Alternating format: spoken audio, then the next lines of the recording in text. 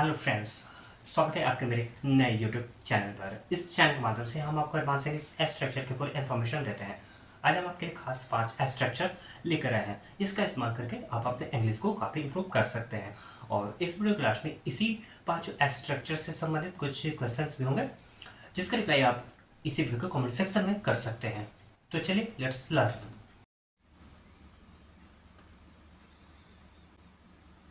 जब खाओगे तब पता चलेगा, जब खेलोगे तब पता चलेगा, जब वो जाएगा तब पता चलेगा।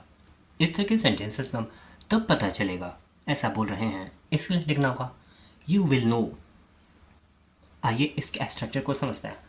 सबसे पहले आपको लिखना होगा यू विल नो, इसके बाद आपको लिखना होगा व्हेन, इसके बाद आपको सेकेंड सेंटेंस को लिखना होगा। सेकेंड सेंटेंस जनरली प्रेजेंट में होगा। आइए इसको एग्जाम्पल से अच्छे से समझ लेते हैं। जब खाओगे तब पता चलेगा, you will know when you ate. जब खेलोगे तब पता चलेगा, you will know when you play. जब वो जाएगा तब पता चलेगा, he will know when he goes.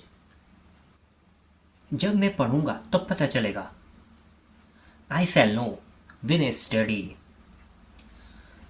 जब वो लिखेगी तब पता चलेगा, she will know when she writes. जब हम लोग चाय पियेंगे तब पता चलेगा, we shall know when we take tea. जब तुम दौड़ोगे तब पता चलेगा, you will know when you run.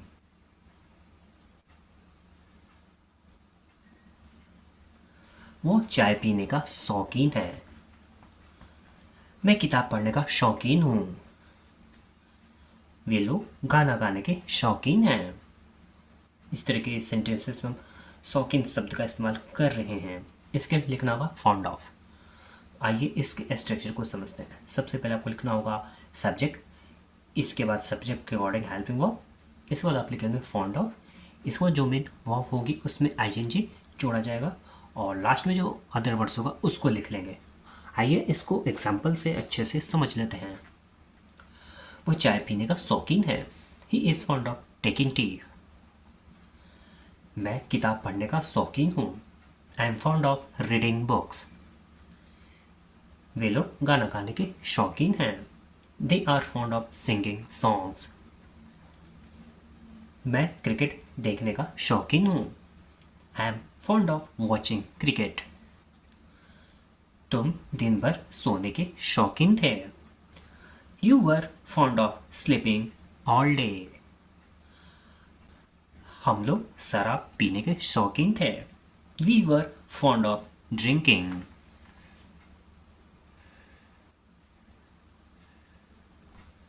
तुम्हें ज़्यादा से ज़्यादा पानी पीना चाहिए, तुम्हें ज़्यादा से ज़्यादा पैसा कमाना चाहिए, तुम्हें ज़्यादा से ज़्यादा दूध पीना चाहिए। इस तरह के सेंटेंसेस में हम ज़्यादा से ज़्यादा ऐसा बोल रहे हैं। इसके लिए आपको लिखना होगा एज मैनी एज पॉसिबल या as much as possible. As many as possible का इस्तेमाल काउंटेबल नाउन के साथ और एज मच एज पॉसिबल का इस्तेमाल अनकाउंटेबल के साथ।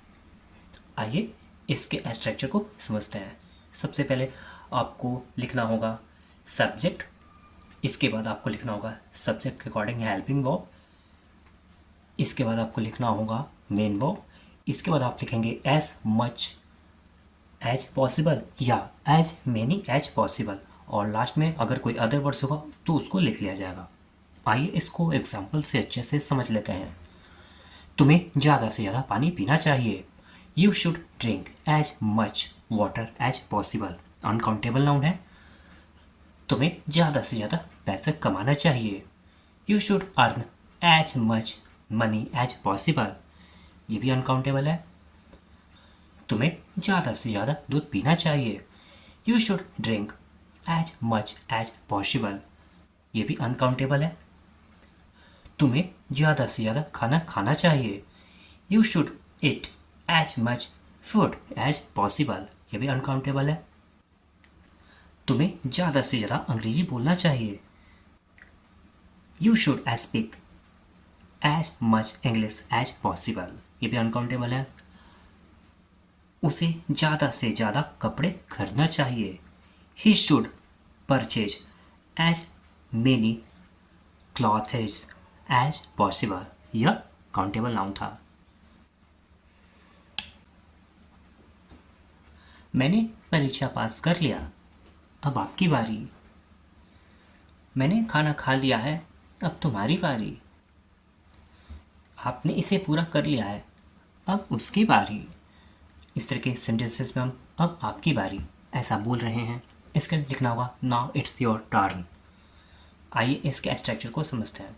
सबसे पहले आपको कंप्लीट सेंटेंस को लिखना होगा, जो सेंटेंस आपको बोलना है। इसके बाद आप लिखेंगे नाउ इट्स योर टर्न। आइए इसको एग्जाम्पल से अच्छे से समझ लेते हैं। मैंने परीक्षा पास कर लिया, अब आपकी बारी। I passed the exam, now it's your turn. मैंने खाना खा लिया है, अब तुम्हारी बारी। I have eaten the food, now it's your turn. आपने इसे पूरा कर लिया है, अब उसकी बारी।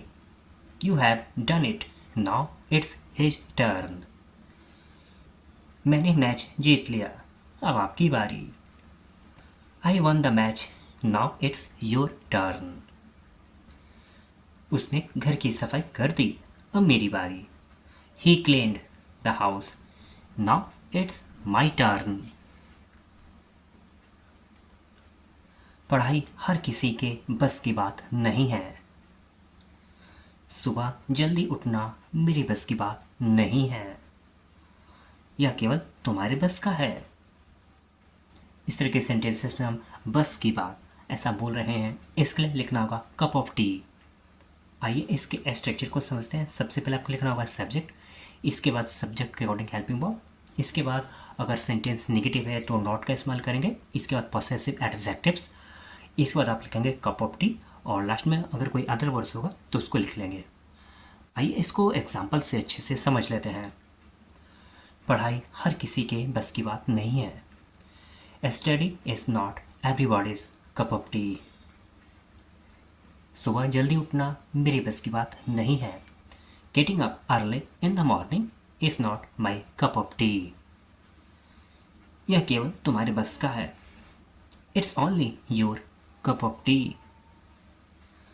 यह तुम्हारे बस की बात नहीं है। It's not your cup of T. खाना बनाना तुम्हारे बस की बात नहीं है। Cooking is not your cup of T. अब कुछ सेंटेंसेस आपके लिए जिसका रिप्लाई आपको इसी वीडियो के कमेंट सेक्शन करना है। दिन भर सोना मेरी बस की बात नहीं है। भारत मैच जीत गया, अब दूसरे देश की बारी। आपको ज़्यादा से ज़्यादा किताब पढ़ना चाहिए। हम लोग क्रिकेट खेलने के शौकीन नहीं थे। जब उससे मिलोगे तब पता चलेगा। आई होप अब आपको अच्छे से समझ में आ गया होगा। इसका इस्तेमाल आप अपने डेली लाइफ में करके अपने इंग्लिश को काफ़ी इंप्रूव कर सकते हैं। वीडियो पसंद है तो लाइक कीजिए, ज़्यादा से ज़्यादा शेयर कीजिए। हमारी मुलाकात फिर होगी, तब तक के लिए थैंक यू।